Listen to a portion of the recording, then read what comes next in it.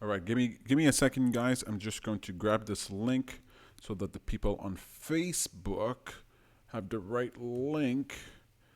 All right, it's going to take 2 seconds and the show's going to start. It's going to take you. Stay right there. Stay right there. Don't move. Don't move. Don't move. Don't go away. Don't go away. It's going to get brighter and more entertaining here any second now. So you hang on, okay? Just waiting for my computer to load. I'm going to post the link. Did you know I do a pre-show over on Facebook? People today got an extra like 10 minutes of the show over there on Facebook, facebook.com/happy for a change. And you can watch the pre-show right there. I used to do the show there. So there's like 65, 69 episodes or something over there if you want to watch the old episodes. But this episode is going to be starting very soon. Man, I'm vamping because it's taking a long time for my thing to load. I think I see it there. I'm about to change the link. Everything is about to be different. The show is about to begin. I'm pressing edit post.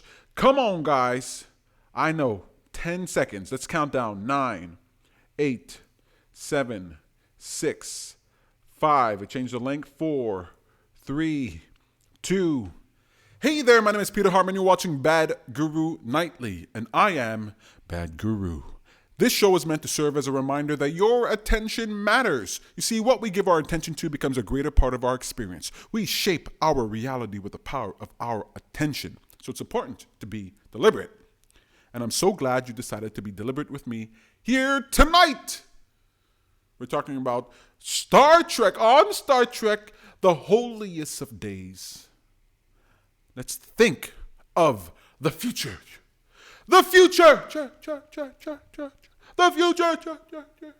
Hey, I got riled up on the pre-show, so now I'm all ready to go. Hi, Samantha. I see you in the chat. Hi there. It's good to see you chatting. All right, Star Trek. If the feed looks good, just let me know in the comments there, in the chat room, that the feed looks good. I just want to know. I don't usually do it on YouTube, but I think everything's good. I think everything's good, Anywho, Star Trek Day. Today is Star Trek Day. Star Trek Day. Boldly go where no man has gone before. I think they changed that to no person has gone before. But absolutely fantastic. Today is Star Trek Day. I watch Star Trek religiously going on, man. I watch a lot of Star Trek. I watch Star Trek. I didn't watch the original series. Okay, the original series I didn't watch that. That wasn't for me. It was a little too weird. But I mean, I did watch the original series afterwards, but it's not my favorite. Anyway, Star Trek Enterprise, Star Trek Deep Space Nine, Star Trek Voyager, Star Trek Enterprise. There's so many Star Treks and I love them all. They're so fantastic. What I love about Star Trek is how it just gave you a vision of the future. I mean, even at the time when I watched it, I don't even think I truly appreciated the vision of the future. What is this here? The live event will begin in 23 hours. Am I not live right now? Oh, it looks good. Okay, maybe that was sent earlier. Well, what's going on here? I'm confused. All right. I see a message here. It says it looks good. I see myself. It looks good. And then I get a message on my phone. Somebody's telling me, hey, don't look good. It's good now. All right. Excellent. It makes you think about the future. Star Trek. It makes you think about the future, right? What I love about Star Trek, and I don't even think I realized this at the time, but it sort of programmed your mind in thinking of what the future could be like. It expanded the way you thought. They'd visit other planets and you see how different planets fared. Often they were like human beings of old. They were warring, fighting, suffering, poverty. Other times they were far in the future, far more intelligent, far more capable, and the humans can learn from them. But the human beings on planet Earth, the way they lived, it didn't take money to do anything. It didn't take money to do anything. What it took is this willingness to do that. You want to do that job? You can do that job. You want to learn that skill? You can learn that skill. You want to do that? You can go there. Human beings will help you to do that. I thought that was fantastic. It's really fascinating. You do work not because of the money that you get paid and not to survive, but in order to contribute, right? The economy in Star Trek is reputation based, right? If you're good at something, then people want you to do more of that thing. Then you get more access, more connections, more ability to do what you want. No, I'm not like I love Star Trek. I've watched every episode, but I got a terrible memory, so I can't tell you, how they. I know they vacationed, but I don't know how, and I don't know if it required any type of resource or connection to do that. There were whole planets that were designated for vacation planets where you can have, and I never heard of people not being able to afford to go there. But you think about how do you do that? Can you imagine if this planet, if this Earth was that way? One of the reasons I work so hard to do what I want to do is because I want to live in a future that's kind of like that. Maybe not like Star Trek, but a far better system that we have today. Look, we used to have kings and queens. We used to have tyrants and lords and bloody dictators. And from there, we evolved a newer concept of governing, and we have democracy, right? We have representative government. We have republics, and that's a better version of what came before, right? Even capitalism is a better version of what came before. But what comes after that? Sometimes I feel like we're like, oh, we did it. We made it to the top. Democracy, government, capitalism. Capitalism is a system of economic system that has raised the most people out of poverty, the most people out of the history of the world out of poverty, and it's transformed the world. Absolutely, absolutely. What comes next? What's the next thing? What's the improved version, right? A benevolent king was better than a tyrant, right? And maybe an emperor was better than a king. Now they have presidents in the United States. We have prime ministers. What's better than that? I don't know. I don't know what the future looks like. You let me know in the comments. What do you think the future is going to look like? Is it going to be more like Star Trek or Star Wars? Star Wars. I shouldn't talk about Star Wars on Star Trek Day. Blasphemy! In case you don't know, there's beef between Star Wars folks and Star Trek folks, And especially when people get that mixed up, So people are like, Star Trek, Star Wars, it's all the same thing. It ain't the same thing, lady. Why do I say it ain't the same thing, person? It's different because Star Wars, they're fighting, They're fighting. They're using the Force. Some people have special abilities, other people don't. In Star Trek, it's like, it's even. Everybody has the right opportunity. Everybody has the gifts to move forward. And just need the will to move forward. So I like more the Star Trek sort of reality. I like the Star Trek form of things. But then I don't like the homogeneity. I don't like the dressing the same. I don't like the people don't stand out. I don't like that it's hard to paint outside of the lines. Because when you do, they catch you real quick. They have the technology to stop you in your tracks. So there's not much dissent going on planet Earth, And I think dissent is important.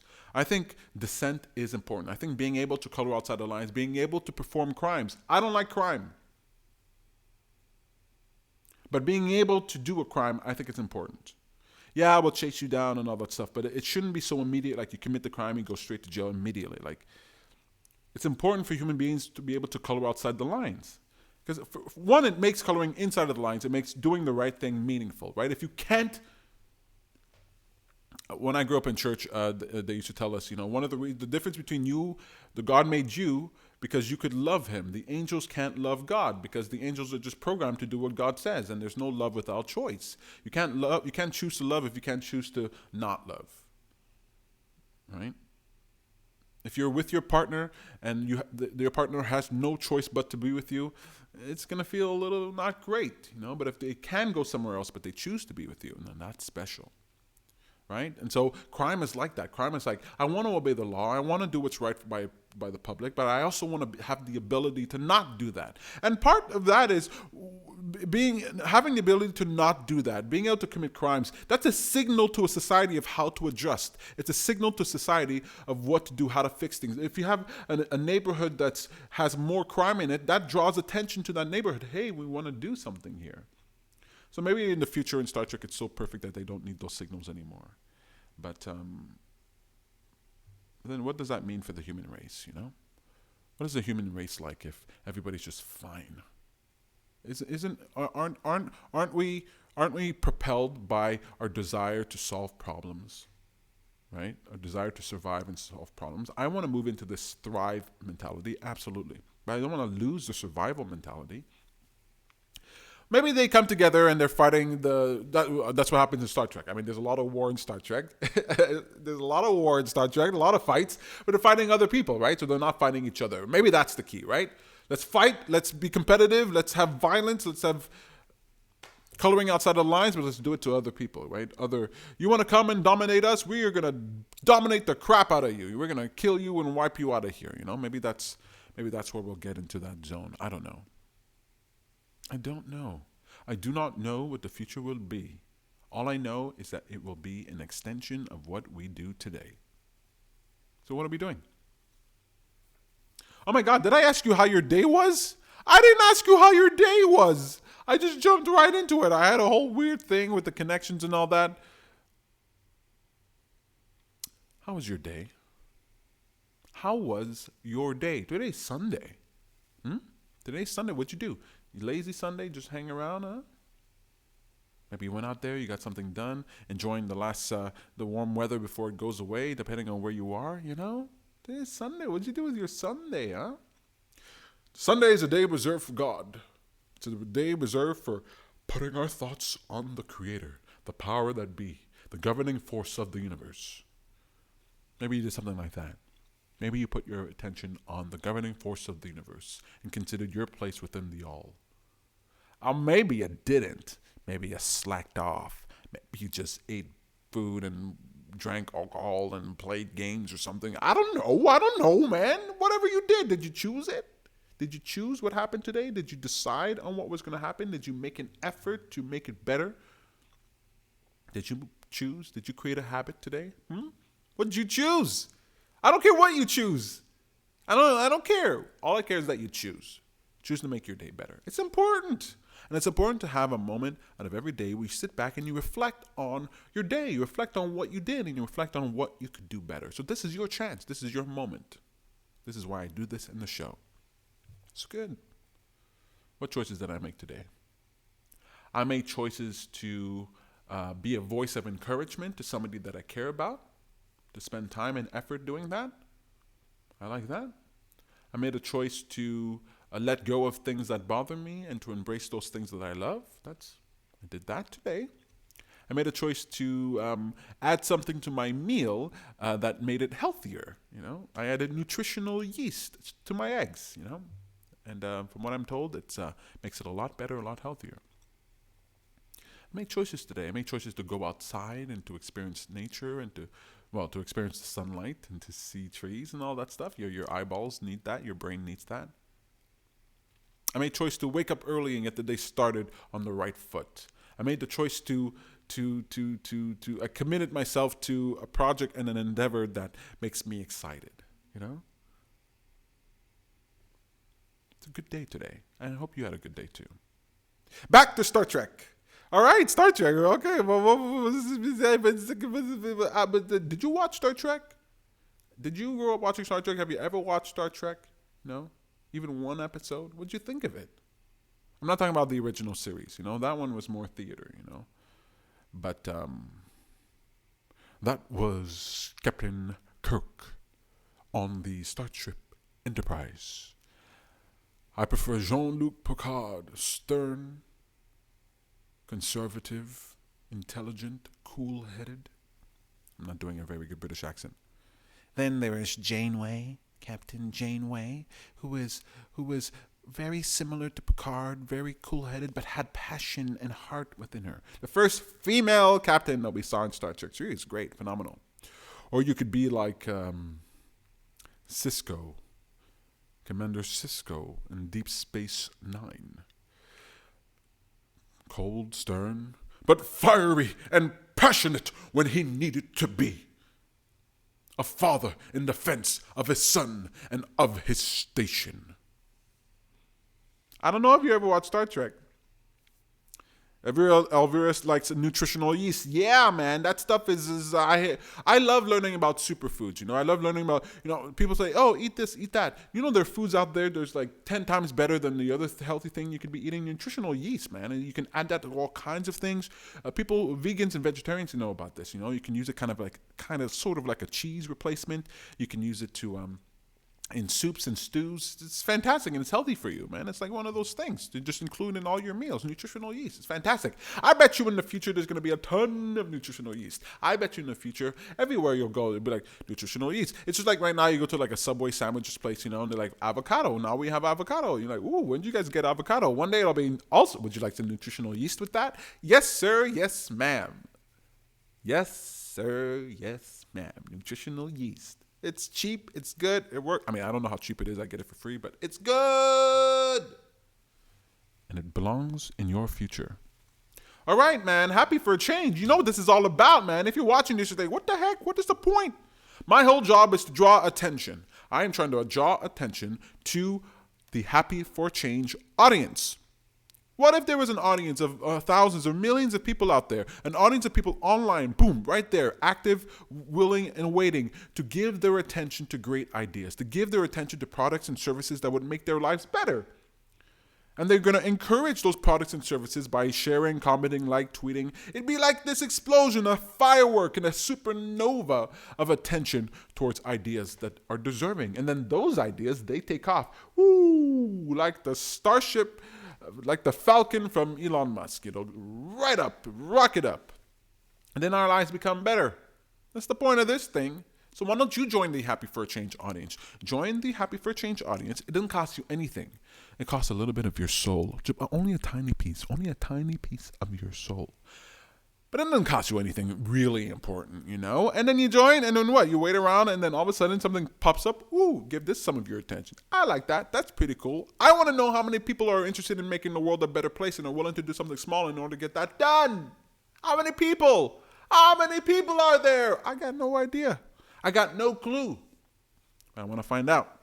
So far we got Elvira, we got Samantha. That's pretty good. We're getting started. You can go over to the Happy for Change Facebook page at facebook.com/Happy for a Change. You can click on the group that's right there, the Happy for a Change audience, and you can join the audience. All you need to do is agree to be counted. So I want to know how many people are interested in making the world a better place who want to do something small, get it done. I didn't say that very properly. I want to know how many people are interested in helping the world and are willing to do something small in order to get that done. I got to practice saying that. 2, you want to interact with great ideas, right? Like, share, comment, tweet, post, whatever, watch, view. And then feel the power, feel the pleasure, feel the purpose of belonging to a group, of being a part of something that can make the world a better place. My God. I don't know what you chose to do today, but one thing you can choose is to choose to go to the Happy for Change audience. Join! You're welcome. You're invited. You're wanted. I want you. You are wanted. I want you to join the Happy for Change audience. Check it out, man. Who knows? It's an experiment. We'll see how it works. I'm pretty sure it'll work, though. Somebody's going to do it. Why not me? Why not us? All right. I wanted to talk about Star Trek Day. I want to talk about the future. We talked about that. I love the technology in Star Trek, right? Well, the things that we need from Star Trek. Okay, so we have the pad. The iPad and your phone. These are all inspired by Star Trek. Steve Jobs, he watched Star Trek and he saw the pad and he's like, boop, boop, boop. I want something like that. I think people want something like that. So he created the iPad. It took him many, many, many years, and it took him way longer than anybody expected, but he created the iPad and revolutionized the world. Right? Before the iPad was created, people were like, who needs the iPad? What is that for? We have our smartphones. What do we need an iPad? We have a computer and smartphones. What do we need an iPad for? Steve Jobs was like, you'll see.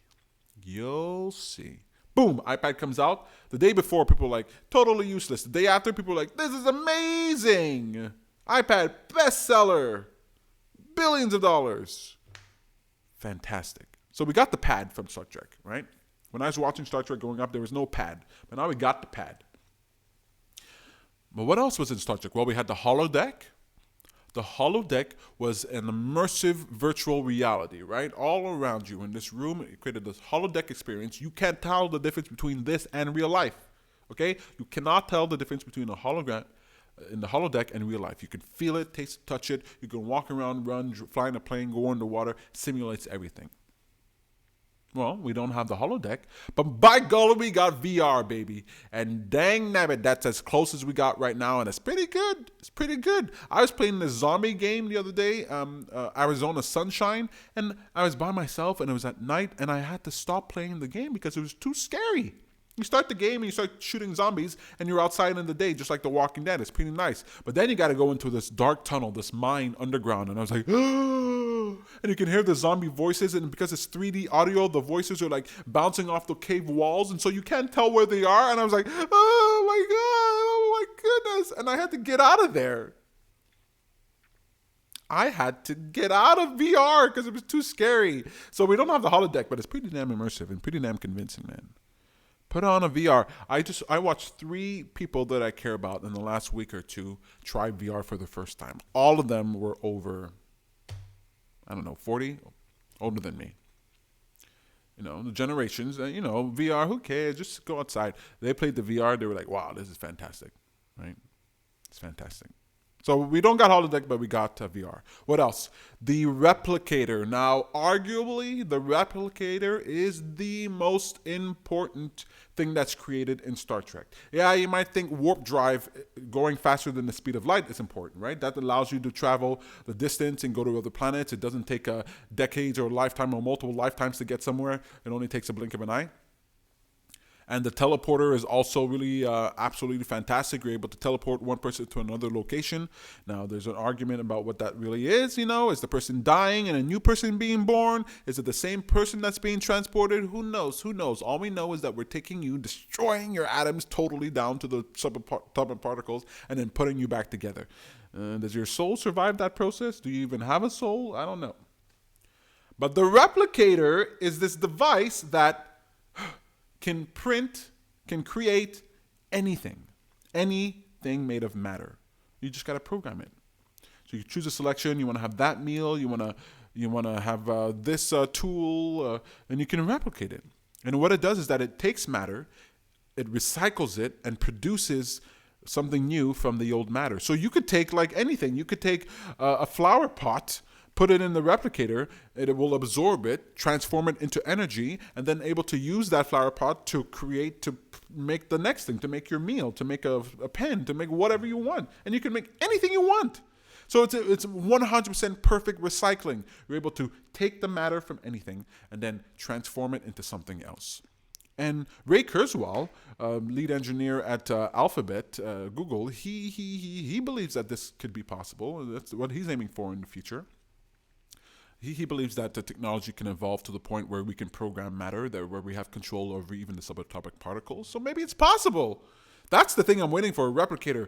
A glass of water, a meal. That's the end of poverty. That's the end of starvation. That's the end of needing medicine. That's the end of everything because you're able to print it. So what do we have today? Do we have anything like that? Well, we're very far away from it. But by golly, we got maker bots. 3D printing machines. Did you know about this? So you're like, oh, maybe I heard about 3D printing machines. I know what it's like. Oh, it's able to print like statues and stuff like that, figurines. It's like, that's how it started. But these 3D printing machines, if you haven't checked it out, check out MakerBot. These 3D printer machines, MakerBot. And there are a lot, but that's the popular one that I know of. There are industrial level 3D printers, et cetera, et cetera.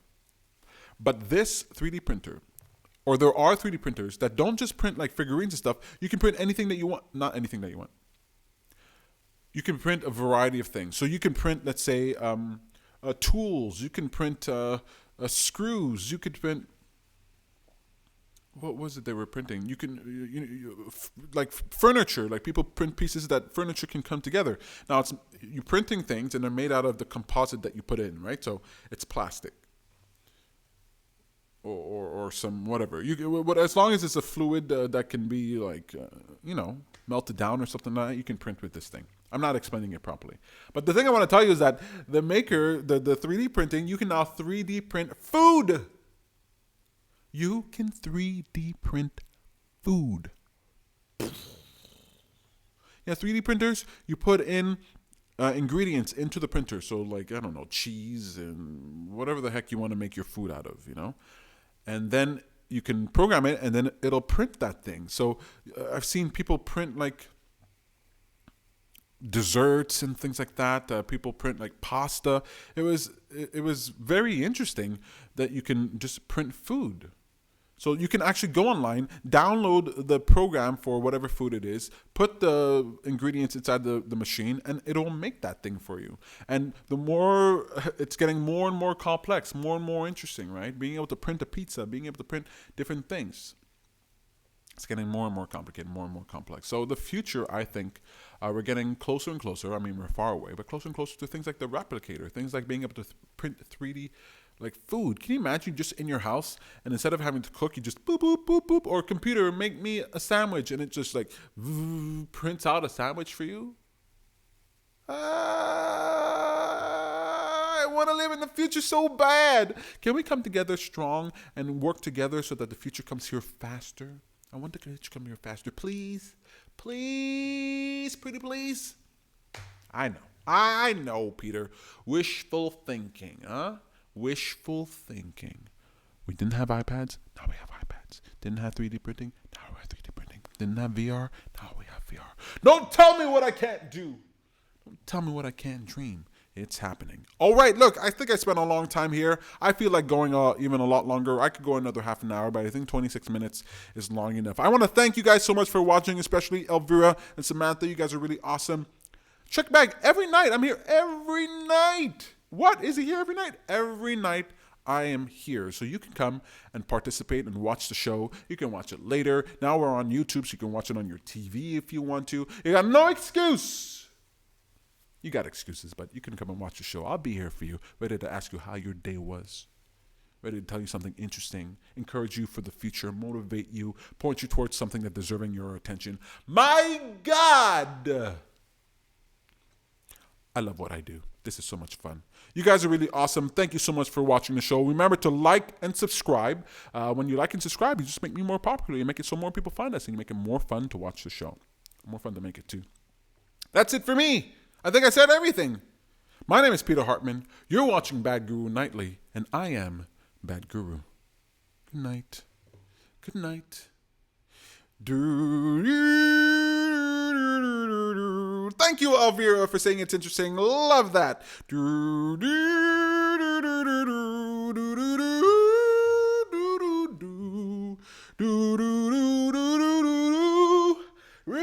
Okay, that's the original Star Trek. Now I feel like watching Star Trek. All right, you guys, I gotta go. I gotta end the show, Peter. End the show. Put the lights back on. No. Put the lights up. Put the lights back on. No. Okay, bye, guys, gals.